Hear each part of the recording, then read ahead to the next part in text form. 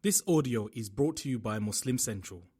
Please consider donating to help cover our running costs and future projects by visiting www.muslimcentral.com/donate. Bismillah ar-Rahman ar-Rahim.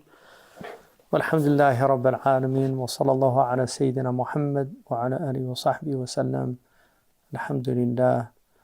Today I wanted to look at a text message which is really one of the most fundamental messages in the entire Quran, which comes out of Surah Al-Hujurat, which is the 49th chapter in the Quran. And it's the chapter of the Hujurat are the quarters of the Prophet ﷺ's home. And if you look at the surah holistically, it's really a chapter about behavior in the homes and how we treat one another, reminding us not to make fun of one another, to mock one another, not to speak ill of each other. So there's a whole bunch of injunctions about just good character and good behavior. But it ends with the last few verses are really quite extraordinary in summing up something about the human condition. And that is the verse, Ya ayyuhan nasu inna khalaqnakum min dhakarin wa untha wa ja'alnakum shu'uban wa qabaila lita'arafu inna akramakum 'inda Allahi atqakum inna Allaha 'alimun khabir. So this verse, which is the 13th verse in the 49th chapter, is calling ayyuhan nas, which is all of humanity. So whenever the Quran uses nas, it's talking to everybody, all of humanity.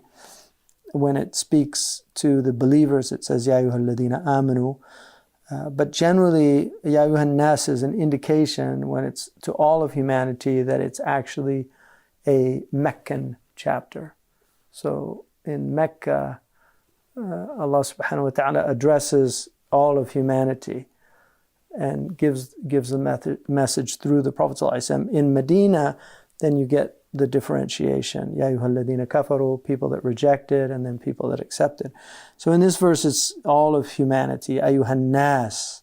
So, and in Arabic, the ayyuha is like what they call tanbih.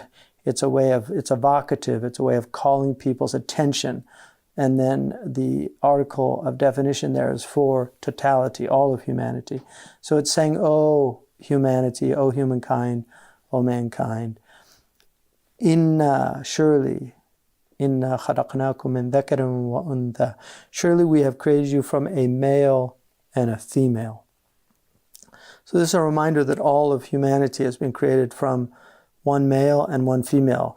And in modern biology, they actually have designated these first two, they call them Adam and Eve, based on the biblical idea, because most of these biologists are coming out of Christian or Jewish traditions. So they do call the first two people. And there is a belief now that all of humanity actually did come from two people. So we know from the genetic information that we have a lot of these studies. There was actually a documentary called The Journey of Man, which looked at all of the biological evidence now that they have that we really are all related from the same people. So in that way, we're all the same family. And in the Quran, they're called Banu Adam, this tribe.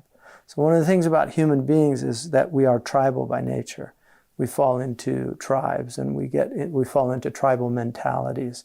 So a lot of what's happening today is really tribalism, because it's hard to get out of those ways of thinking. So we tend to think, we otherize people who aren't in our tribe, whether it's an ideological tribe or whether it's an ethnic tribe or whether it's a linguistic tribe or whether it's a class tribe like a certain elite group or whether it's an educational tribe. All of these different tribes that make up human beings. But this really is talking also about just pure tribalism. It's reminding people that all of you are part of the same tribe. This is called Banu Adam, the tribe of humanity. And so this is the reminder that we're from dhakar and untha, which is the male and the female. One of the things that Iblis, according to the tradition is that he, in the Quran it says that he will continue to compel people until they change human nature. لَأَمُرَنَّهُمْ وَلَا يُغَيِّرُنَّ خَلْقَ اللَّهِ. I will continue to compel them until they actually change human nature. So the fundamental nature of human beings is a fitra nature, principial nature, which has the male and the female. It's called a binary. So this idea of removing these things is really part of a long-term strategy to confuse human beings. But then it says, وَجَعَلْنَاكُمْ شُعُوبًا وَقَبَائِلًا. So once these two people were created, the male and the female, from them came what the Quran calls shu'ub and qaba'il. So the sha'ab is peoples, and the qaba'il are tribes.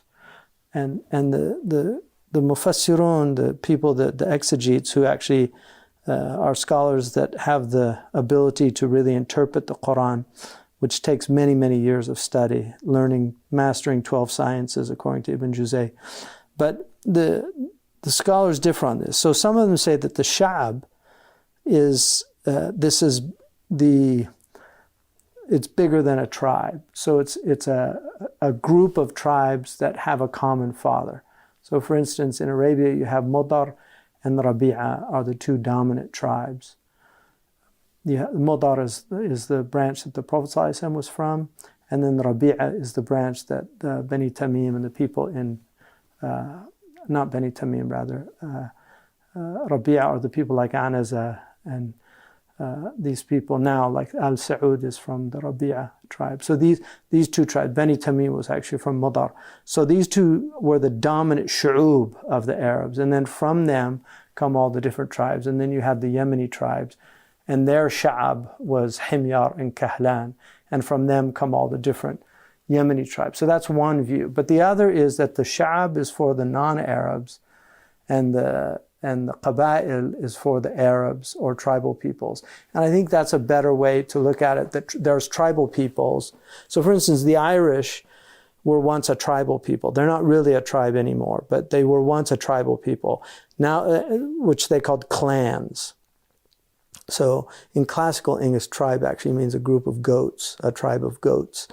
So, but a clan is a group of people who have a common father. So for instance, you were from the O'Leary clan or the O'Connell clan or the O'Connor clan, then the Connor was the progenitor of the O'Connor clan. That was the original one. So they all know they have the same father. And the Scottish were like that as well, and the French and all these different peoples, they're actually tribal people. But over time, the tribalism dissipated, and they formed into shu'ub, like peoples. So now you have the Irish people. They don't really see themselves as clannish anymore, even though they have some concept, like the Scottish still do. They have the Highlanders, and some of them will be kilted into a clan and things like that. But they're peoples now. And so the Anglo-Saxons were once tribal peoples. They're not anymore. In fact, a lot of the names that they have are things like Smith, which is from actually what they did. That's actually occupational job. Or carpenter. So you have like John Carpenter. That's because one of their ancestors was a carpenter. And many, many examples like that. So European peoples used to be tribal. Now their tribes have diminished greatly. So you still have like Laplanders. So if you go, there's Aboriginal Europeans, that like in Finland, the people, the Laplander peoples and things like that. Or if you go into places like Greece, you still have families like that are almost tribal. They're clannish. But overall, tribes have been eliminated in the West. Whereas if you go to Africa, where I live, for instance, in West Africa, tribes are still very much a central part of the way they live and experience the world. And there are great advantages to that, but there's also extraordinary downsides. One of the great advantages of it is that there's a type of social welfare. So just like families will take care of themselves, tribes will do this also, so which is a much larger family. So they actually help each other because they're from the same tribe. the downside of it is you'll find very often that they really look down on the other tribes. So each tribe will think they're superior to the other tribe. And one of the things that I got very good at doing was distinguishing between different tribal groups based on physiognomy. But if I made a mistake, because I used to test myself and say, oh, you're from Yoruba, or you're Igbo, or you're Hausa, or you're Fulani. And if I was wrong, they'd get really upset. So I stopped doing it because they would take it as an offense. It's like in Mexico, I once asked somebody if he was an Indian, Indio from Mexico, and he was offended by it. Because unfortunately in Mexico, a lot of Mexicans look down on the Indians. In fact, when the Spanish ruled Mexico, and they still do, I mean, people don't see the Mexicans as Spanish, but actually the most of the people that are in power in Mexico are actually Europeans. They're not natives. But if you look at, in Mexico, they actually had 10 racial classifications to distinguish between people. So this is something human beings do, is that they use these taxonomies as ways of elevating one group over another group. Sometimes this is about class, like very often in a lot of the more industrialized and post-industrial societies, it's class that determines a person's worth. Whereas in previous societies, it had to do with lineage and where you were from. So what this verse is doing really is telling people that we made you shurub wa qaba'il. We made you, God did this, made you into different nations and tribes, li ta'arafu, in order that you might come to know one another. In other words, the reason for this is to create these distinctions so that you can actually benefit from one another, the different gifts that have been given to different peoples.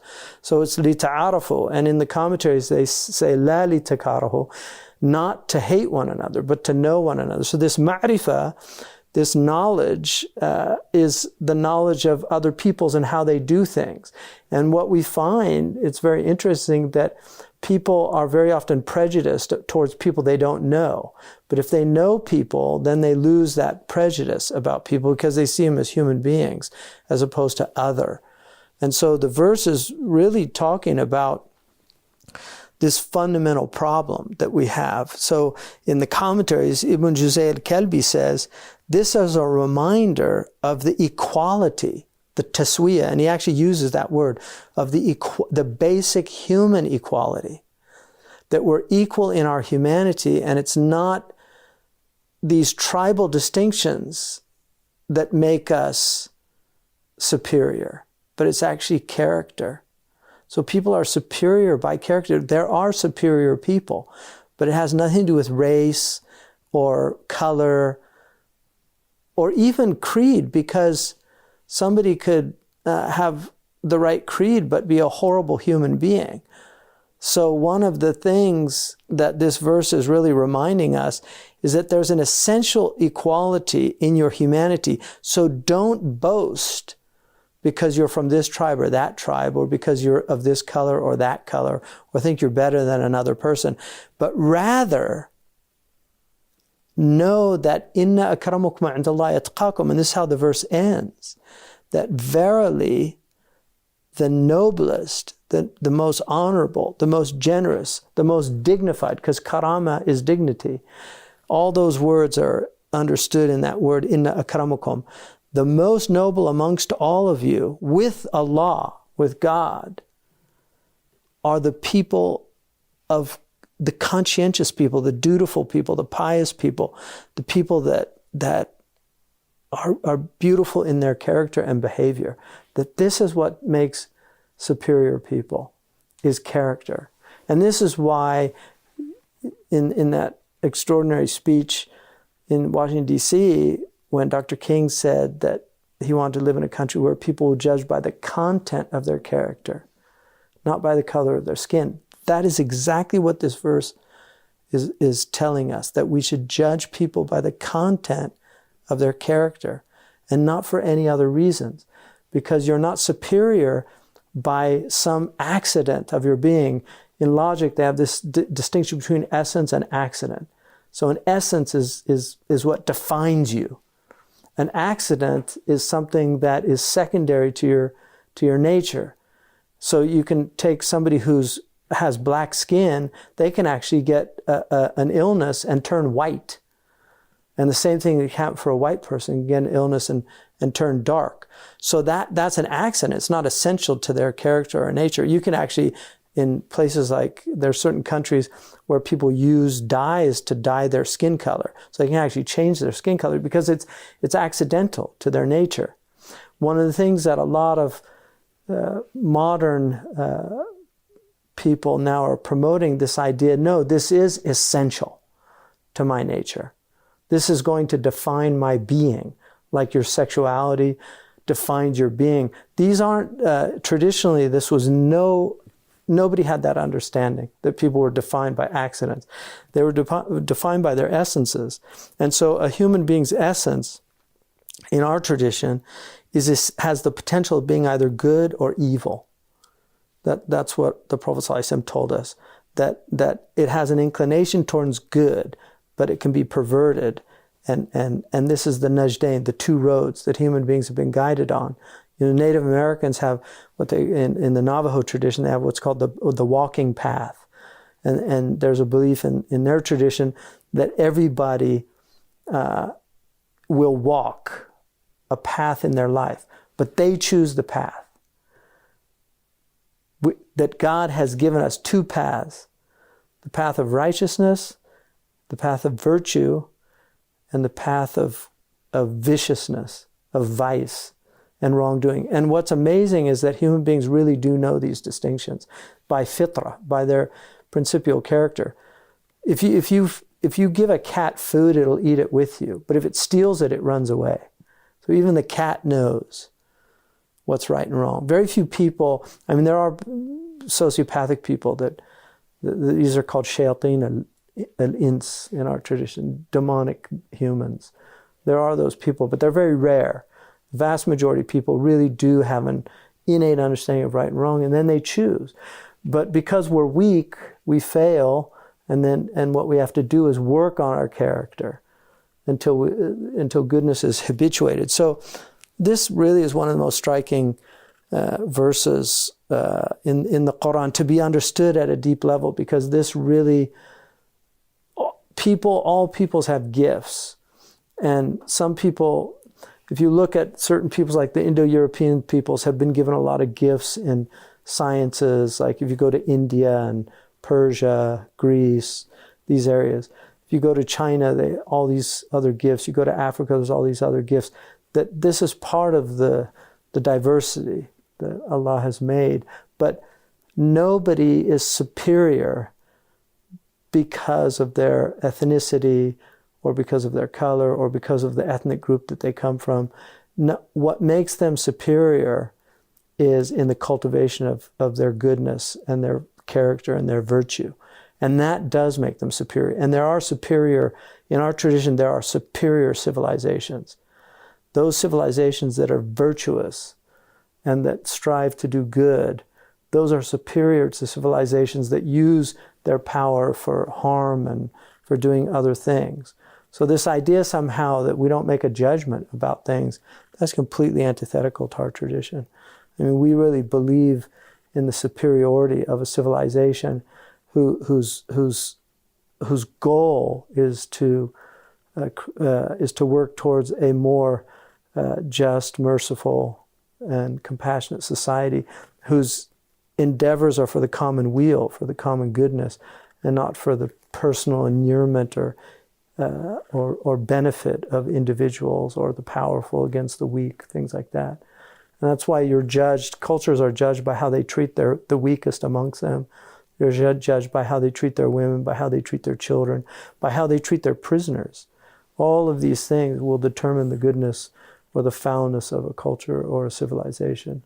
So it's a beautiful verse that should be well understood, because it would solve a lot of the problems that we have around the world of one people thinking that they're over another people because of anything other than character and belief in Allah subhanahu wa ta'ala, which is something that unfortunately, in the modern, a lot of modern people are losing this, but traditional peoples never lost this. And there's still places in the world where the vast majority of people still hold to a belief in the Creator and a reverence. I mean, now you have these post-industrial cultures where they make fun of God and they mock God, but God will not be mocked. And it's only one of the names of Allah subhanahu wa ta'ala is Al-Halim, the forbearing, the one who's patient with his creation. But there is a reckoning. Alhamdulillah. Anyway, so those are some thoughts on Surah Al-Hujurat, verse 13, in the 49th chapter of the Book of Allah. Wa sadaqallahu al-azim. Alhamdulillah. I did have a story that I mentioned last week that I wanted to tell, and that is it's very interesting how you meet people along the way in the path of life, and sometimes they're brought into your lives in very interesting ways. When I was younger and I read Dickens, I always thought Charles Dickens had all these contrived plots, because they'd always come at the end like everybody's related, and it always seemed. But what I realized as I got older, that he was actually dealing with the mystery of qadar, with fate, and how things really are interrelated, and how everybody, in some mysterious way, these people that come in and out of our lives, there's just all these really, really wonderful, strange, marvelous connections that you begin to see and discern a pattern. And one of the Ibn Nahwi wrote a beautiful qasida about this, where he said, "Hikamun nusijat biyadin hakamat." You know, the pattern of life is a carpet woven by a wise hand. But there is a pattern in life, and so I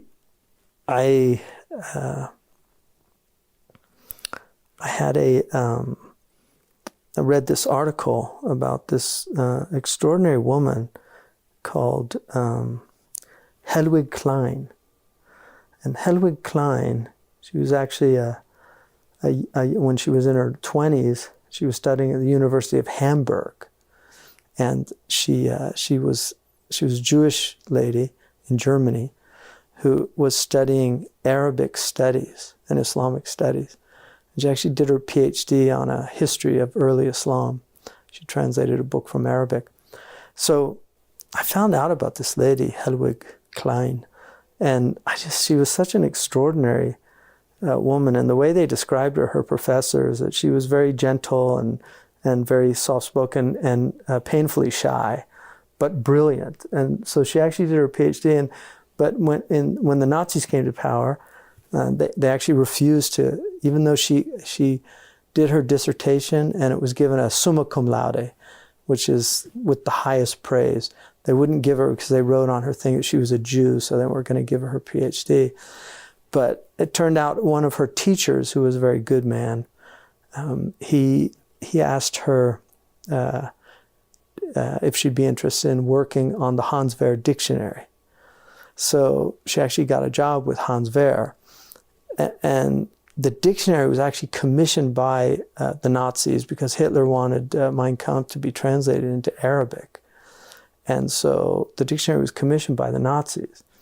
And so two of these Jewish people, one of them was this woman, Hedwig Klein. And she, Hedwig, I think if I said Hedwig, it should be Hedwig. Yeah, Hedwig Klein. So she worked on this dictionary and did exemplary work according to the people that worked with her. But she ended up Hans Wehr tried to keep her on, but the Nazis ended up arresting her in 1942. She actually tried to get out of Germany and got as far as Antwerp, and then her ship was sent back to Hamburg. She was on her way to India. She'd gotten a job, but they sent her back. And so she ended up, it's quite a tragic story, But what was interesting is I read this story, and it really affected me because I've been using Hans Wehr for, I think, at least 40 years. And I know the book so well, and I've read it so many times. So when I found out that these poor people ended up in Auschwitz and were murdered by the Nazis, I mean, it's enough just to have killed somebody like her, just this really brilliant scholar who should have been allowed to do her scholarly work. But the same day, I got a letter from this organization in Hamburg, Germany, of these Jewish people that asked me to write something about Islamic studies. It was so serendipitous. It really affected me just because I just was thinking all day about this lady, Hedwig Klein, and just the debt that we owe people. You know, we don't think about the debt that we owe people for the work that they do. Like when you look, all these houses that we're living in, these were built by people, and many of them are now gone. All the food that we eat, who cultivated those lands and did all of that breaking the earth? Like the indebtedness of human beings to other human beings is so great. And we just take these things for granted, and we don't think about it. We don't think about all the nights that scholars stayed up to leave these books behind that we read and benefit from. We don't think about all the people, you know, that sewed our clothes and all the things that are done for us. And those are just people. Those, I mean, if we really thought deeper than that, those are just people. Who made those people to do all those things for you? And that's your Lord. And so when you start thinking about all the things every single day of your life, I was once talking to this man, and he said to me, you know, he wasn't a Muslim, but he wanted to marry this Muslim girl. And so he was thinking about becoming a Muslim. And so he asked me, like, you know, what was the biggest benefit of becoming Muslim? And I said, well, I think the biggest benefit is that it's just an extraordinary way of showing gratitude to your Creator, because we actually pray 5 times a day and just turning and being in a state of gratitude. And so then he said, well, yeah, I suppose God's done some things for me in my life. And he literally said that to me.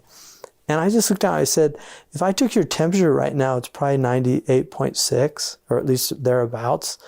Who do you think's keeping it at that temperature? Like, I mean, every single moment of our life, it's God that's sustaining this whole thing. So it's just interesting how people have these perceptions. Anyway, Hedwig Klein is somebody that just occupied my thoughts. And every time now that I go to the Hans Wehr, she does come to mind. You know, this poor innocent little